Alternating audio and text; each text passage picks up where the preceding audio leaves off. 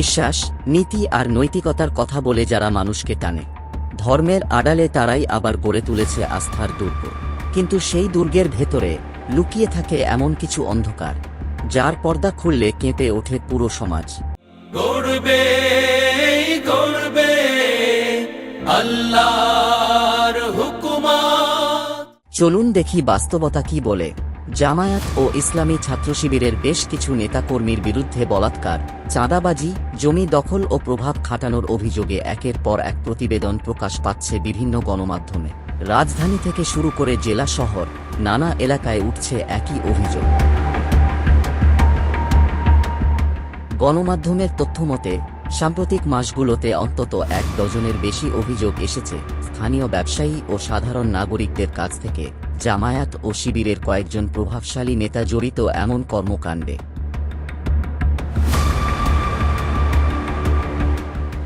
১২ জানুয়ারি ২০২৩ দেবহাটায় জামায়াত নেতার বিরুদ্ধে আবার ছাত্র বলাৎকারের অভিযোগের খবর প্রকাশিত হয়েছে দেশ রূপান্তর ও যুগান্তর সহ বেশ কিছু গণমাধ্যমে।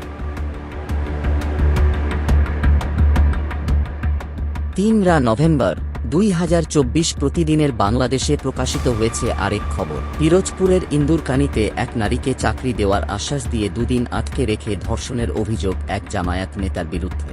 নাসির উদ্দিন নামের ওই জামায়াত নেতার বিরুদ্ধে মামলা করেছেন ভুক্তভোগী নারী। ১৯ জানুয়ারি ২০২৫ যুগান্তর লিখেছে, কুমিল্লার নাঙ্গলকোট উপজেলার দোলখাঁড় ইউনিয়নের আইটপাড়া আজিজিয়া আলিম মাদ্রাসার ৪ ছাত্রীকে যৌন নির্যাতনের অভিযোগে মাদ্রাসার সহকারী অধ্যাপক ও বাংলাদেশ জামায়াতে ইসলামীর পেরিয়া ইউনিয়ন শাখার সাবেক সভাপতি ও পৌরসভা জামায়াতের রোকন এবিএম নজরুল ইসলামকে বহিষ্কার করেছে জামায়াতে ইসলামী।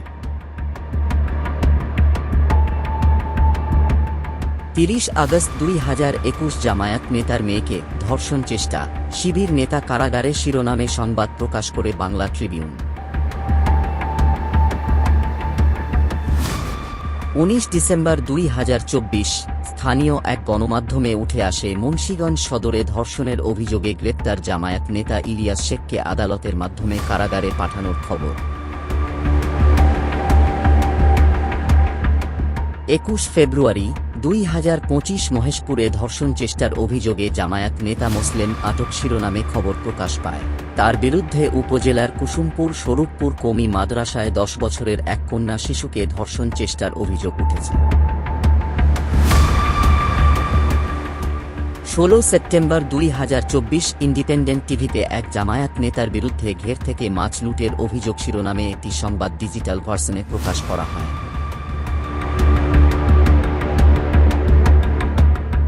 ২৮ অক্টোবর ২০২৪ ঝিনাইদহ জেলা বিএনপির সহসভাপতি আবু বক্করের জমি জোরপূর্বক দখলের অভিযোগ উঠেছে স্থানীয় এক জামায়াত নেতার বিরুদ্ধে। খবরটি প্রকাশ করে কালের কণ্ঠ।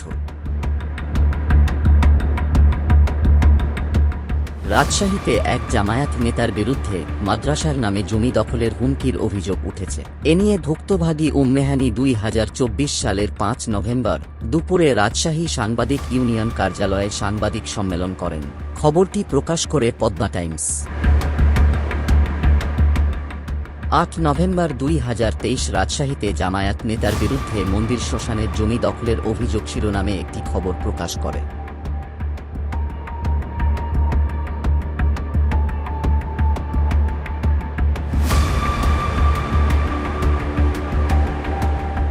২১ ফেব্রুয়ারি ২০২৫ শিবিরের বিরুদ্ধে রাতভর নির্যাতনের অভিযোগ শিরোনামে একটি সংবাদ প্রকাশ করে যুগান্তর।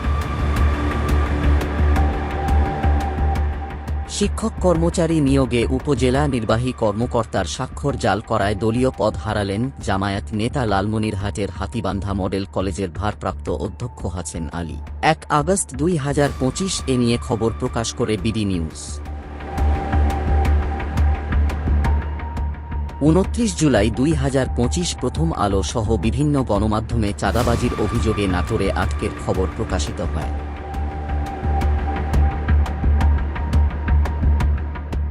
এরকম আরও অসংখ্য অভিযোগ পাওয়া যায় গণমাধ্যমের প্রকাশিত প্রতিবেদনে। এই অভিযোগগুলো নিয়ে রাজনৈতিক মহলে তৈরি হয়েছে তীব্র বিতর্ক। অন্যদিকে জামায়াতের আমির ডক্টর শফিকুর রহমান জানিয়েছেন, তার দলের কোনো নেতা বা কর্মী চাঁদাবাজি বা দখলবাজির সঙ্গে জড়িত নয়। চাঁদাবাজি দখলদারি মুক্ত বাংলাদেশ আমরা করতে চাই। আমাদের কর্মীরা চাঁদাবাজিও করে না, দখলবাজিও করে না।